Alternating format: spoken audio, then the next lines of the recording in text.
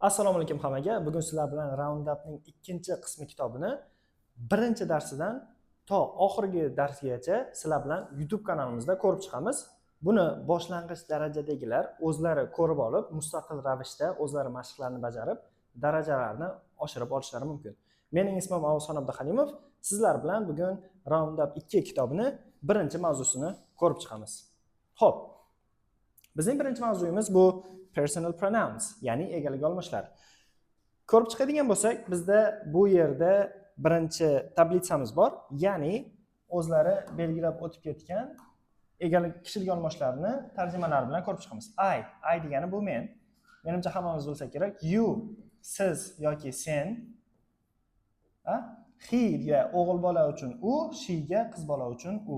It bu jonli, jonsiz narsalarga ishlatiladi. Bu degan ma'noda. We, you, they, we degani biz, you degani sizlar, they degani ular. Xo'p, ikkita you kelyapti. Tezlik bilan bularni tushuntirib o'tib ketaman. You degani bir kishilik, ya'ni birlikdagi siz, you degani ikkinchisi sizlar. Masalan, you are a student degani sen talabasan. Endi you are students bo'lsa, sizlar talabasizlar degan ma'noda kelib chiqyapti. Ikkinchi qatorimizga qaraydigan bo'lsak, bu to'ldiruvchi shaklida keladi. Ya'ni oddiy o'zbek tilida kelishlik qo'shimchalarini qaraydigan bo'lsak, bosh kelishlik, qaratqich kelishiga, tushum kelishiga, shunga o'xshagan kelishliklar bor. Endi ingliz tilida bularni o'giradigan bo'lsak, bizda bosh kelishlik shu qatordagilar. Endi bizda qolgan kelishliklarning asosiy qismini oladigani bu to'ldiruvchilar. Ya'ni kimni, nimani, kim bilan, nima bilan, kim haqida, nima haqida degan savollarga javob bo'ladigan to'ldiruvchilarimiz hisoblanadi. Endi bundan tashqari biz okey. Tezlik bilan o'tib ketadigan bo'lsak, hoppa. Xo'p, gitaraga biz nima beramiz? O'z-o'zidan it. Xo'p, bu o'g'il bola ekan. O'g'il bolaga nima beramiz? O'z-o'zidan he. Qiz bolaga esa she. Endi qaranglar. Bu yerda ikkita tuya bor. Tuya ingliz tilida camel deb ataladi. Endi bu yerga qaraydigan bo'lsak, ikkita jonli, ya'ni itni jonli va jonsiz narsalarga beramiz deb aytgandik. Esinglarda bo'lsa. Hozir bu yerda ikki kishilik ko'plik bo'lganini hisobiga they beramiz, ya'ni ular. Bu yerning qolgan qismi o'zlaringga vazifa bo'ladi va 5-chisida 3 kishilik bo'lgani uchun, ya'ni jonli 3 kishi, bu o'z-o'zidan nima bo'ladi? Albatta they. Xo'p, qolganini o'zlaring bajarib qo'yasizlar. Bu masxaraboz clown, flower va jonli ikkita, masalan, bola bilan va kuchugi. Bu yerda bolani o'zi bo'lgani uchun he bera olmaymiz, o'zi bo'lmaganligi uchun, yoki kuchukni o'zi bo'lmagani uchun it ham bera olmaymiz. Bu yerda albatta they berib ketamiz, ya'ni ular. Masalan, ular ko'chada yurib ketayotgan bo'lsa, they are walking in a street. Xuddi shunaqa tarzda. Xo'p, endi mashqlarga keladigan bo'lsak, birinchi mashq. Mike is 10 years old. Tarjimasi Mike 10 yoshda. Xo'p, endi Mike kishilik olmoshlariga beradigan bo'lsak, o'z-o'zidan he ga o'tib ketadi, ya'ni he ga ishora qiladi. Mike, ya'ni u o'g'il bola, he is 10 years old. Endi qaranglar, Tim and I. Tim bilan men kim bo'lamiz? O'z-o'zidan bu biz, to'g'rimi? Tim and I biz bo'lganligimiz uchun to be yordamchi fe'li o'z-o'zidan are ga o'zgaradi. Ya'ni I dan keyin nimaga are kelyapti deb ikkilanch bo'lmasin.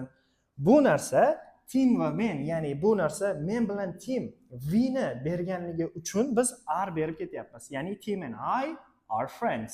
Ya'ni bu yerda bizga he dan o'rniga mana Tim and I bo'lganligi uchun bu yerda biz we deb yozib ketamiz o'z-o'zidan. Elena is a teacher. Ya'ni Elena bu o'qituvchi. O'z-o'zidan Elena qiz bola bo'lganligi uchun biz bu yerga she is a teacher deb ketamiz. Va oxirgisi the house is old. House jonsiz narsa va birlik. Birlik bo'lgani uchun biz nima beramiz o'z-o'zidan? Albatta it is old, ya'ni eski. The house is old. Eski uy. Tushunarlimi? Xo'p, qolgani ikkitasini o'zlaring bajarib qo'yasizlar. Xo'p, 3-mashqqa qaraydigan bo'lsak, tarjima qilib ketamiz. You are hungry, here is a cake for you. Ya'ni seni qorning och, mana bu senga tort degan ma'noda, bu endi to'ldiruvchi ma'nosida kelyapti. Ya'ni senga O'zbek tilida aytdim, bosh kelishik, qaratish kelishik, tushum kelishiga o'xshagan qo'shimcha kelishiklarni asosiy qismini to'ldiruvchilar oladi dedik. To'ldiruvchilarga nimalar kirardi? Bitta eslab o'taylik. I o'z-o'zidan me bo'lib ketadi. You ligicha qoladi. He bo'lsa him bo'lib ketadi. She ga her, it ga it. Endi we ga o'z-o'zidan us, you ga you, they ga them tarzda o'zgarib ketadi qachonki olmoshlar to'ldiruvchi vazifasini bajarib kelsa.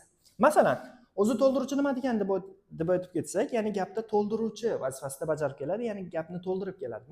Masalan, sizlarga aytsam, men uzib oldim desam, sizlarda qanaqa savol paydo bo'ladi? O'z-o'zidan nimani? Masalan, men uzib oldim, ya'ni gulni. I masalan picked a flower. Bu yerda a flower nima ma'noda kelyapti? To'ldiruvchi ma'nosida. Endi masalan, men urdim bo'lsa, sizlarga o'z-o'zidan bitta savol keladi, ya'ni kimni? Endi I hit him masalan, u o'g'il bola ni, ya'ni to'ldiruvchi ma'nosida kelyapti gapda. Endi mashg'iga o'tadigan bo'lsak, qaranglar. Xo'p. You're hungry, seni qorning och. Here is a cake for you mi, for me mi? O'z-o'zidan for you bo'lib ketadi bu joyida. Endi ikkinchisiga qaranglar. Masalan, they are nice flowers. They are nice flowers. Bular ya'ni ajoyib gullar ekan. Ya'ni ko'plikda gullar. Endi qaranglar. Let's draw it mi yoki them mi? O'z-o'zidan flowers bu ko'plikda kelganligini hisobiga bu yerda it bera olmaymiz. It chunki birlikda va bu yerda to'ldiruvchi berishimiz kerak. Asosan to'ldiruvchi gapning oxirida keladi. Shuni ham esdan chiqarib qo'ymanglar. Masalan, hammasini oxirida berib ketyapmiz bu mashqda. Xo'p. They are nice flowers. Let's draw it mi yoki them mi? O'z-o'zidan flowers ko'plikda bo'lganligi uchun let's draw them. Draw the tarjimasi bu chizmoq. Chiroyli gullar ko'ribdi va chizgisi kelibdi, o'shaning uchun davay ularni chizaylik deb ketilyapti. Xo'p, okay. I'm funny. Men kulguliman. I'm funny. Masalan, birorta masxarabozni bo'yog'ini yuzimga bo'yab, qizil buruncha taqsam, I'm funny. O'z-o'zidan. Okay. I'm funny. Look at us, ya'ni bizga qarami yoki look at me, ya'ni menga. Ya'ni ko'ryapsizlarmi, kelish qo'shilyapti. Ga degan kelishik qo'shimchasi. Menga qarab bo'ladimi yoki bizga qarab bo'ladimi? O'z-o'zidan bu look at me ga aylanib ketadi. Hop, oxirgi mashg'im. Mark is a good singer.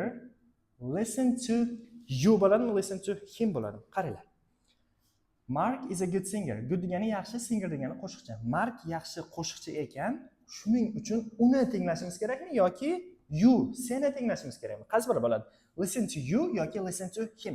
Qaranglar. U ne degan ma'noda kelyapti? Listen to him, ya'ni uni tingla. Bu yerda look at me bo'lsa, menga qara. Qaranglar bunga. Uni, menga, ularni, ya'ni senga.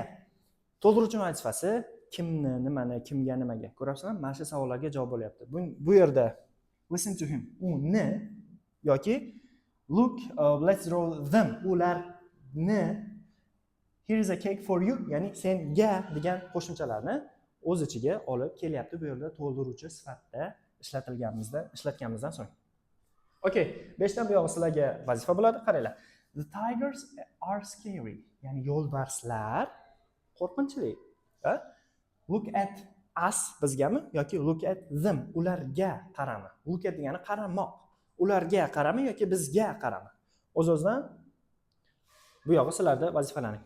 Xo'p, endi sizlarga to be ni tezkorlik bilan o'tib ketadigan bo'lsak, xo'p. To be ni keyingi mavzumizda o'tamiz.